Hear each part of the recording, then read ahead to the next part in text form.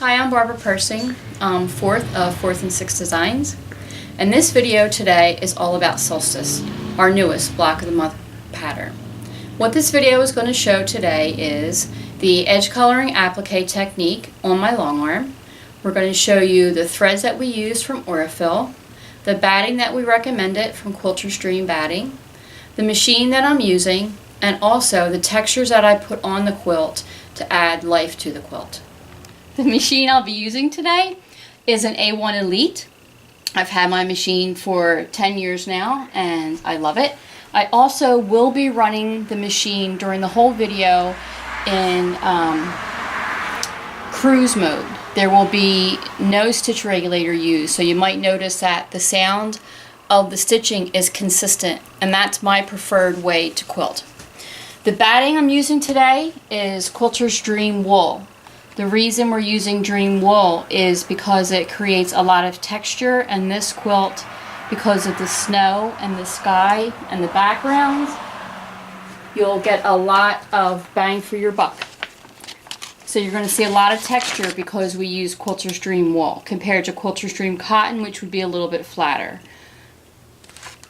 The first thread we're going to use on the border is from our thread box, and it's the bluish gray color, and the number is 1158. We're going to be using this on all of the border, and because I'm working on my long arm, I will quilt from the top of the quilt to the bottom. I will change thread frequently, and I will use the same thread in the bobbin that I use in the top. This is a 40 weight thread, and I find that this is my preferred thread weight for edge coloring applique and quilting.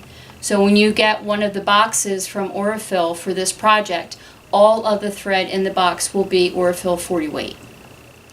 So we'll be starting on the border. The quilt is all loaded and basted and ready to go. And the first thing I need to do is quilt the border so that I can advance the quilt enough to see the block and show you some of the edge coloring applique. The design I'm going to do on this border is the same design that we use when we create the batiks. And it's a circular design, and it's very simple.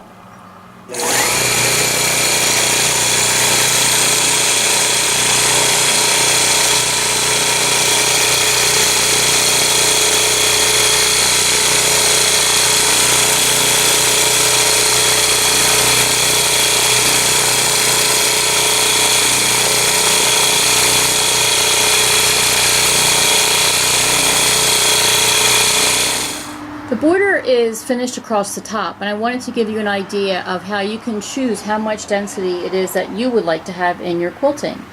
So the section you're looking at now has a pretty equal, fairly tight quilting, and as you come over here to this last piece of the border, I left the quilting a little bit more open. So you can see how you can decide how you want the quilt to look, and that's true of all the textures that we're going to put on this quilt. This is a drawing of what I actually quilted on the border, and I used the same circular design in the black sashing.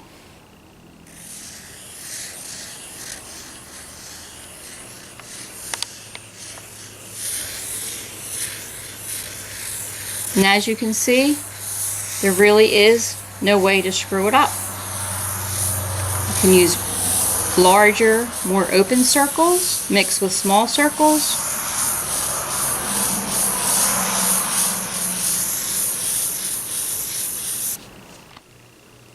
We're going to switch out to the black thread, and it's 2692.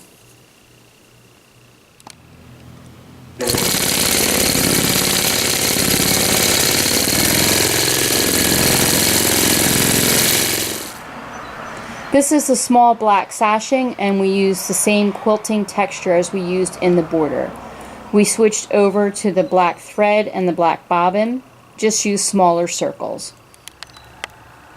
We've advanced the quilt, and now you are looking at block number 1. This block is called Breakfast, and we're going to show you some of the textures that we like to quilt on this.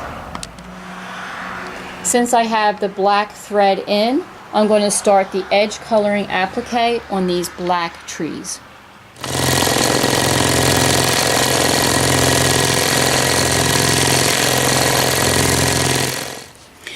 if you had done your edge coloring applique process on your domestic machine, when the long armer put this on, all of this stitching would be complete. This is the edge coloring applique. What you see here in the center of this tree would be the quilting. Edge coloring would have been done, and then the quilting. Since I'm doing it all at once on a long arm, I'm doing edge coloring and then quilting. So the texture is considered the quilting, and what you see on the edge is the edge coloring applique process. If you come over to this tree here, you can see there is no edge coloring, no quilting texture. This tree here has the edge coloring and no texture. So I'm going to now go ahead and put the bark texture in so you can see the difference. So you can now see that this tree now has texture all up the trunk. So if you look at my sketch pad, and these are trees, what we've done is edge coloring and bark. So basically, making a tree look like a tree is just a matter of doing these type of lines.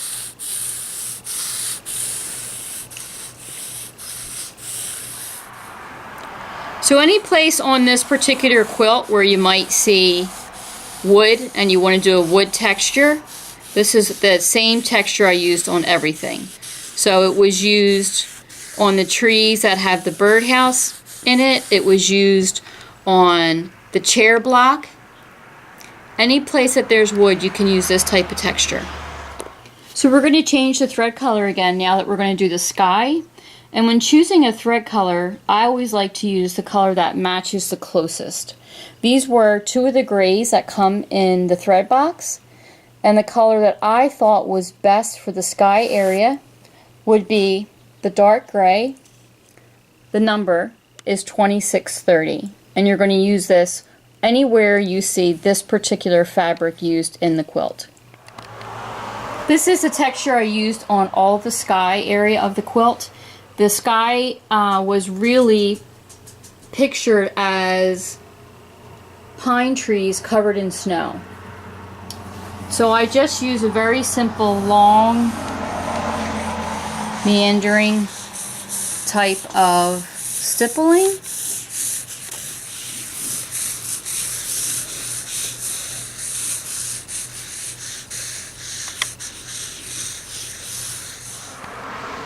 So because I still had the dark gray thread in the machine, I decided to create a wing on the cardinal using this gray thread.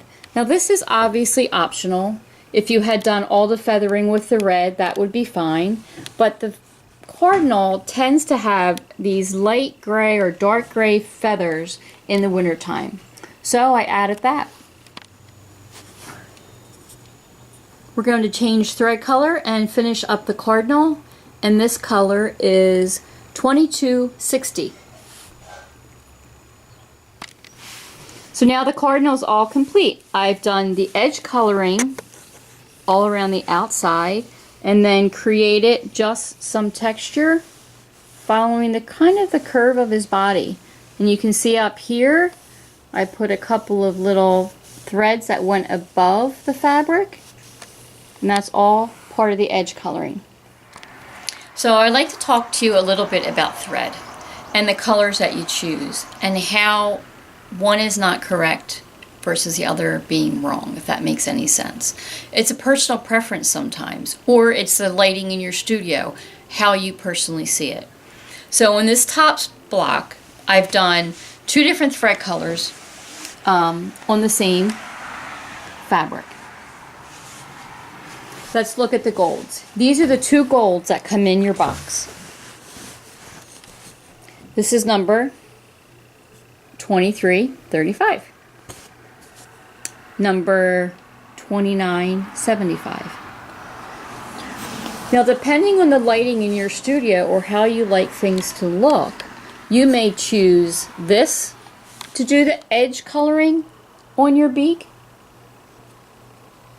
or you may choose this to do the edge coloring on your beak. It may be difficult to see this on camera, but when you get your box of thread and you look at the fabric and these two colored threads, you'll see what I'm talking about. For me, what I quilted these two beaks with tonight was $23.35. This is a little bit more of an orangey gold. Now let's look at the brown bird. So brown bird is the same exact brown fabric as our tree over here. Same exact fabric in the quilt. On the tree, I decided to use number 4012. And when you look at that tree, that lighter brown has a little bit of a contrast, and you can really see the bark. I really liked how that looked. Over here on the bird, I thought that contrast was too much. So I decided to use this dark brown thread, which matched a little closer. And I used that dark brown on his leg as well as his body. One of the other choices on this block is the gray for the background. So this is the gray that we used when we quilted the background, when we first started.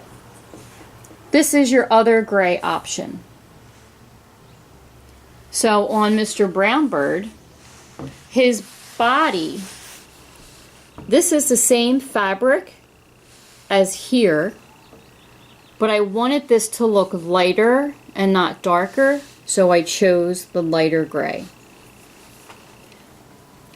The next thing we do is we're going to move on to all of the white space and the shadowing in the snow. And you'll be surprised at the color of thread we choose for our shadows. I hope you can see it, and if not when you get yours, maybe what I'm telling you will be clearer when you actually look at the spools of thread. The wonderful thing about Aurifil is the tones that you can get in the different colors. So let's do the snow.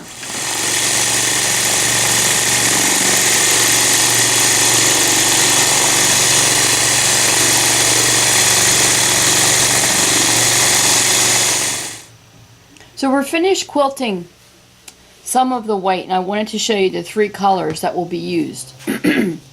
This was used for the background, all of this area, the white with the gray dots. This lighter gray in your house might look a little bit like a greenish gray, but it matches this perfectly. So we're going to use this on the shadows. And you can see this is the next color up. This is probably too dark unless you really wanted to add a very dark shadow somewhere.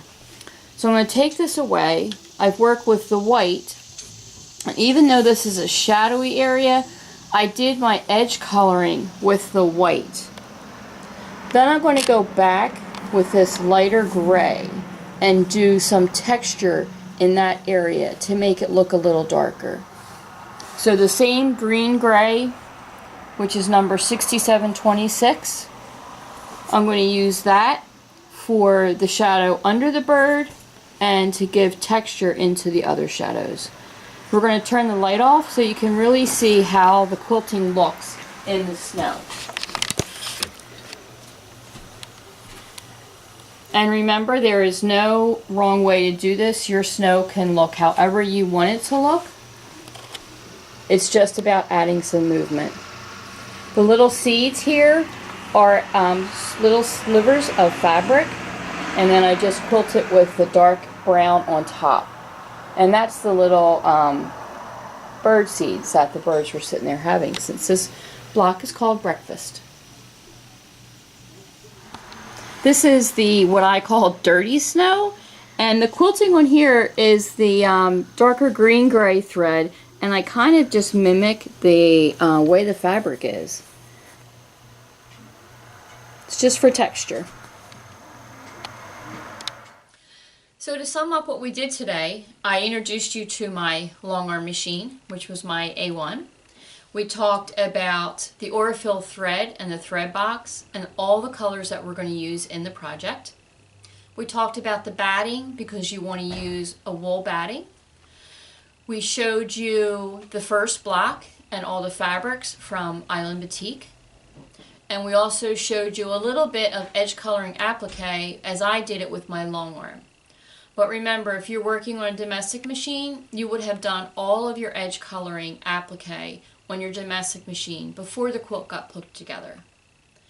We're going to have nice little videos for you for the other 4 blocks that were in the project, and we're going to show you thread colors and the textures and the quilting that was put on those blocks. Thanks for visiting.